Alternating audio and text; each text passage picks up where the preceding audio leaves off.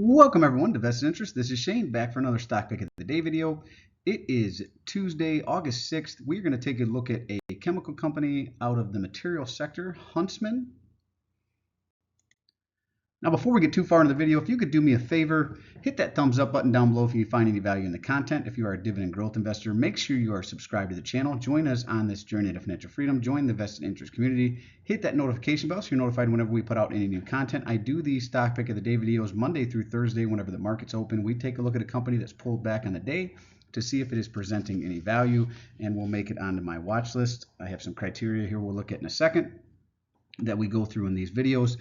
And a lot of you out there who are watching the videos are not subscribed. So doing all these things, the thumbs up button, hit that subscribe button, hit the notification bell, that really does help out a small YouTube channel like mine with the YouTube algorithm. So really appreciate everyone who's taking the time to do that. And one last thing, if you could watch the videos to the end or a little bit longer than you normally do, watch time is another one that they look at.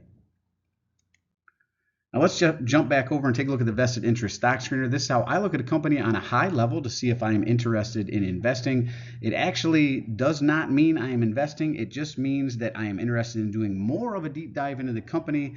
If it meets 5 of 8 or 6 of 9, if it's a financial company, I throw in price to book. So just because it meets the screener does not mean I'm running out and buying it. It just means that it makes it onto my watch list. It's one that I'm interested in doing more of a deep dive. You can tweak this screener to your liking. Make it your own, add to it or take from it what you want. We're going to jump over to Huntsman, www.huntsman.com. That is their homepage where I pulled this information from. That is www.huntsman.com. Again, their homepage where I pulled this information from. For 50 years, our employees have been using science and ingenuity to create innovations that play a critical role in the everyday lives of many millions of people. As a global chemicals company, Huntsman's work forms the building blocks for countless consumer and industrial products that are part of your everyday life. Our employees are united around a common goal, enriching lives through innovation. And you can see here in the map, and they're, like I said, a material company that has a lot of products that you probably are well aware of. You'd want to go check out their website there and see all the products that they are under their umbrella that they're involved in all the different sectors as well. But you can clearly see here from the map across the world, the United States, down in Mexico, South America, over in Europe. It doesn't look like they really have anything in Africa, but they do. Yeah, well, Egypt there, Middle East, over in Asia, down in Australia, New Zealand. So they are spread across the world here, and that is good for a company. If it slows down in one area of the world, you may see an uptick in another. And it gives them a little bit more of diversity across the different markets out there. Now, the reason we're taking a look at them, down 3.68% on the day. We are talking about Huntsman Corporation, ticker HUN. Again, out of the material sector. This is a chemical company here. Closed out the day at $20.69. Looks like they were down a little bit more in the after hours, which is not good to see. Might be a trend here with the downward trajectory. A big drop throughout the day. You can clearly see that. 52-week range as low as $20.63. And actually, if this $20.17 holds in the after hours, that would be a new 52-week low. So they may be in the process of busting through their 52-week low right now with a high of $28.96. Obviously closer to their 52-week low than their 52-week high.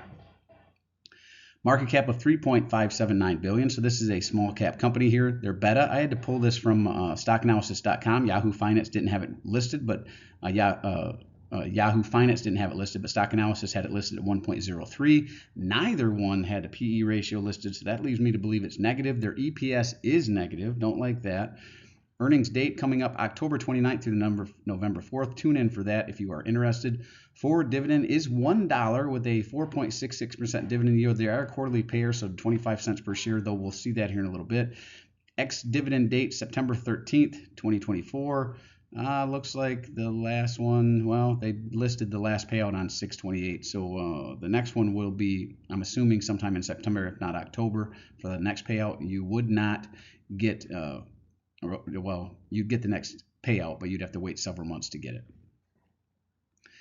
1-year target, at least according to Yahoo Finance, $26.79. So they see some upside from here, even though it's dropping like a rock right now.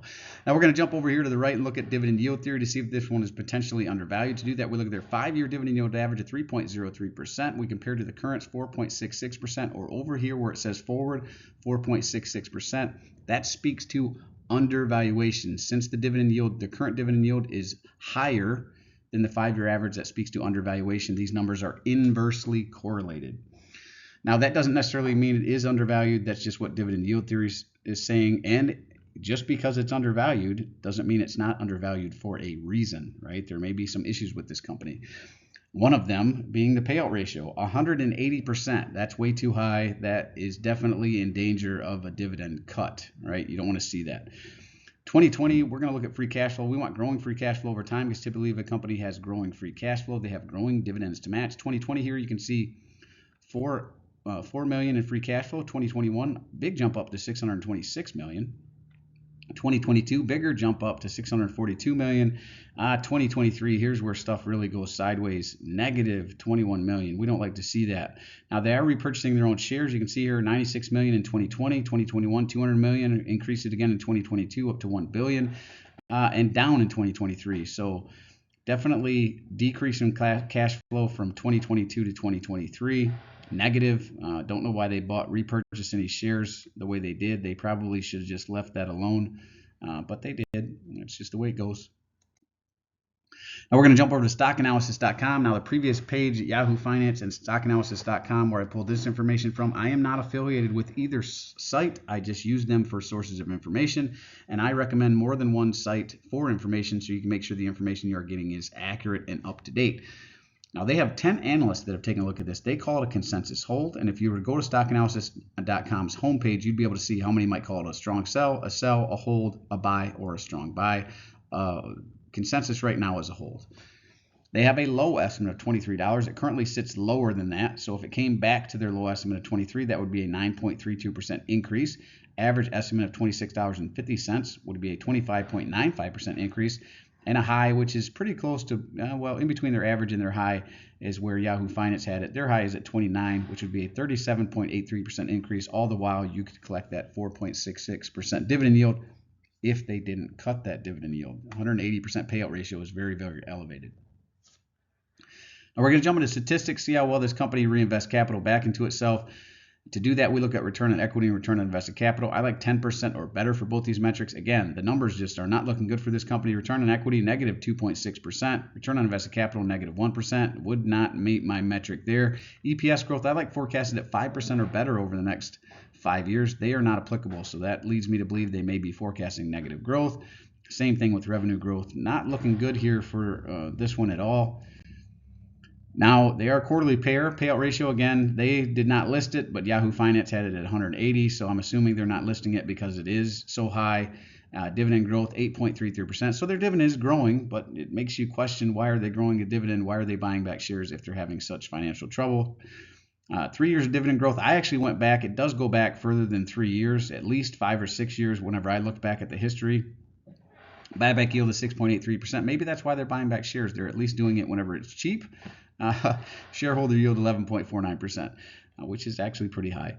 2021 here in December, they were paying 18 cents and some fractions of a penny. March 2022, they raised it up to 21 cents and some fractions of a penny. March 2023, up to 23 cents and some fractions of a penny. Most recent was March 2024, up to 25 cents. And I would make the assumption if they're going to continue to grow the dividend, it will be March of next year. So maybe they're thinking they're going to get their free cash flow in order over the next, several months, the last quarter of the year here, and be able to pay out that continued raising that dividend. We'll see how that works out. Right now, it's not looking very good. Now, back to the vested interest stock screeners. Understand the business. I mean, they pretty much all get, unless a company is really out there and I don't understand what they're doing, how they're making their money, understand the business is almost a gimme. Going free cash flow, no, they do not have growing free cash flow. Growing dividend, yes, but I question, should they be growing the dividend? Dividend payout ratio is elevated, over 75%, no check there. Dividend yield theory says it's potentially undervalued, but there may be a reason for that. Just remember that. Buy below current cost basis, it is setting a new 52-week low is what it looks like. So check there. Return on invested capital, return on equity are not 10% or better. Earnings per share growth was not listed, but I'm assuming it's not better than 5% over the next forecasted over the next 5 years. So that's 1, 2, 3, 4. This one would not make it on my watch list, and I believe it was on my watch list. So I'll be removing this one from my watch list. I think I looked at this several months back, if not late last year, and added it to my watch list when the numbers looked a whole lot better than they do now.